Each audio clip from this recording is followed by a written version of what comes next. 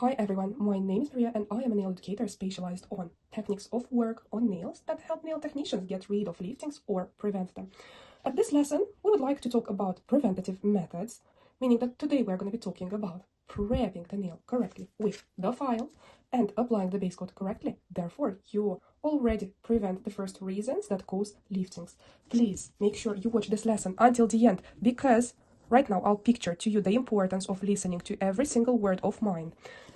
The entire nail process is a chain. Let's make that nice comparison. Today we're going to be talking about the basics. If you're going to be missing one of my words, you might end up with this falling off and the chain falling off completely and breaking down. This means that one lifting caused by the lack of this piece of chain will just destroy the entire work. First, and one of the most important stages, I already had that question in one of my live streams. One of the nail technicians has asked me, is it important to do only one direction motions with the file as such, or you can actually do this?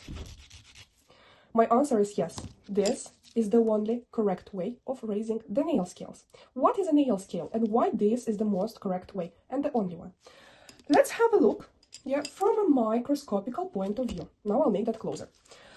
The task of the file is to raise the nail scales. What is a nail scale? Basically, at the beginning, before you polish, before you start raising the nail scale, the surface of the natural nail is just smooth. Once you do a motion as such, you already start opening the nail scales, and that's how the natural nail starts looking in the area where you have touched it with the file. You see, everywhere it's nice and shiny, everywhere the base coat will not cling into the nail, however, it will cling perfectly into this area. What happens next? When you do a back and forth motion, even though you're doing it smoothly and nicely, even if you're doing that with 240 grit, that's the softest side of the file, that will result in unnecessary overfiling. Yes, you will not damage the natural nail straight away. Yes, the base coat might still cling into it, because you've actually raised them and your natural nail is not matte anymore. However, is it worth raising the nail scales up and just bringing them back down with the back and forth motion? No, there is no need. What happens when we have raised the scales perfectly well? What happens when we don't cut off back the motion with the back and forth motion? The scales are wide open. Therefore, when we apply the base coat, this green thing is our base coat that actually penetrates every single little space in between the nail scales, that actually goes very deep in between every single thing. Let's add this layer on top. That's going to be a cushioning layer, which I'll explain a little bit later. Therefore, what happens after we cure the nails in the lamp? That just clings into the scales and stay there. After the curing process, when the reaction is finished, the base coat stays perfectly and it's not moving anymore. Look at this. What happens if you go with the back and forth motions? These scales are becoming half of the height. They are not as high as we've done them. They are only half. Do we need that? Do we need that weak structure? Yes, the base coat will cling, but we do not need this. We better have the full effect. In this previous image, I have done this extra layer. What is this extra layer and why do we need it?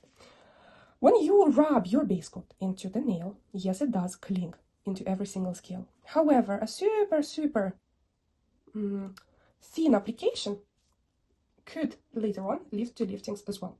That's why in my reels on my Instagram I'll say that you shouldn't just do this into the nail with the base coat. Please make sure that you apply a smooth layer as well, so you end up with a nice and smooth surface. See that in the picture that I'm touching just here for a difference. You'll see that in the first image you've got little perforations on the surface of the lateral of the nail, and then in the next image everything is nice, smooth and shiny. These little perforations are the tips of the scales, which shouldn't be visible. Therefore, there in that area with perforations are potentially going to appear some liftings. Or not, but in most of the cases, yes. In this one, even on this one that I have applied correctly without that, this could appear easily if we miss the next step.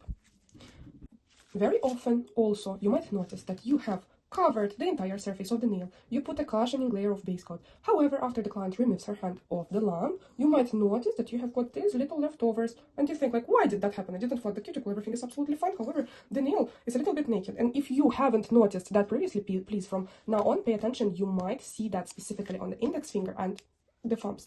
Why is that? Because when you apply on the index finger, you move towards the next one. By the time you come back, by the time you turn the lamp and take the hand out, here on the index finger, maybe sometimes on this one, the base coat starts running away, maybe not into the cuticles to flood the laterals and the cuticles, however, towards the center of the nail. Therefore, the laterals become naked, empty, whatever you want to call it. And as I said previously, that's a potential thing that could bring the lifting. What do we do in these cases? I will try to picture that into practice. Watch the next step right now in the video. You'll be able to see how I do that on the natural nail and how to prevent any potential liftings and how to do the full application of base coat correctly. Right, my nail scales are fully and wide open. Now let's go to the practical part. We are doing the application of the base coat. Remember that we need a nice and good cushioning layer. We apply nice and smoothly on the entire surface of the nail, next to the cuticle. Sorry, my finger is going away from the camera. I hope everything is nice and visible. I'm applying it nice and close. It takes me a little bit longer because I'm trying to track the camera motion and my finger underneath the camera. However, in real life, you do that a lot faster. So what happens next? Have a look at what we've got here. We've got the scales.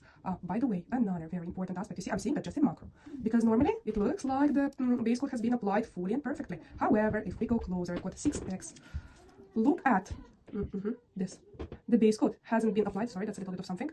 Hasn't been applied fully until here.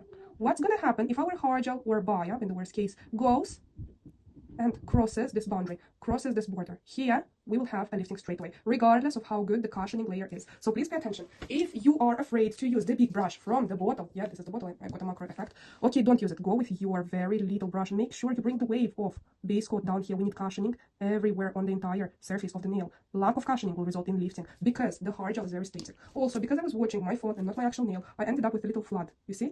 Probably I cannot see very well.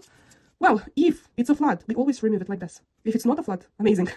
Make sure there are no flooding and flooded areas. And exactly what I was talking about. This base coat starts running towards the center. Even if you apply it perfectly well, at some point it could just start going towards the center of the nail. You might not notice that straight away because you'll be working on this, on that, on the other. And by the time you're finished with these, you'll end up with a naked lateral.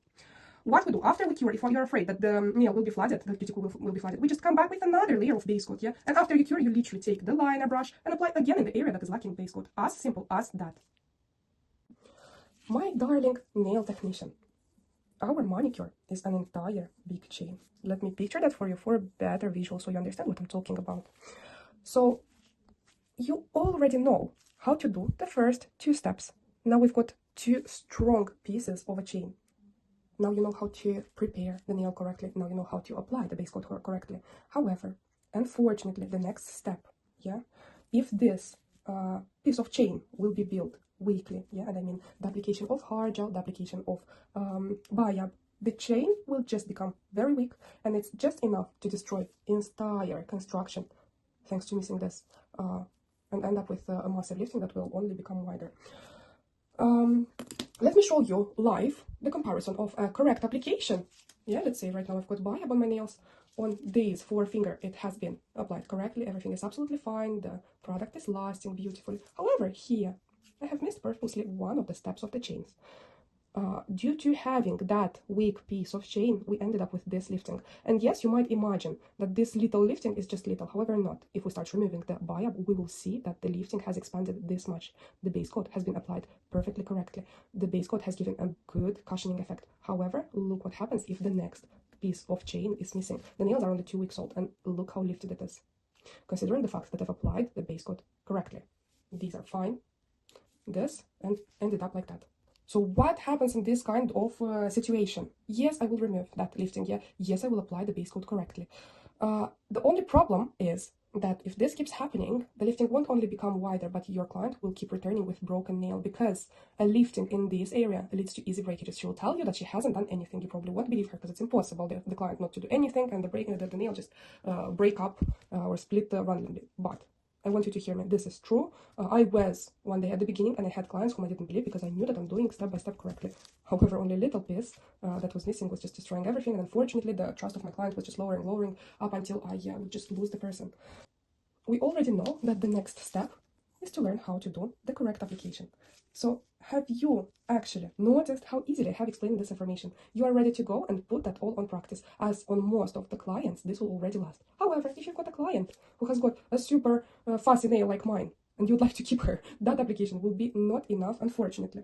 So The next step is as easy as this one, but will bring you a super long-term result, and that's at the cost of not losing your client. For you, specifically the girls who have watched this lesson until the end, I have got a super beautiful price for the next lesson, and that will cost you only £15. Only £15 to find out how to build a good architecture that will not lift off, even in this area, even on the fussiest people, and you will finally know how to do this one. So the next ones do not fall off. This means that your nail will last thanks to its architecture, thanks to this piece of chain. And remember, your next piece of chain is just enough to destroy the entire chain, and not committing a mistake will only cost you £15. You decide. However, I'll be more than happy to welcome you to my next lesson.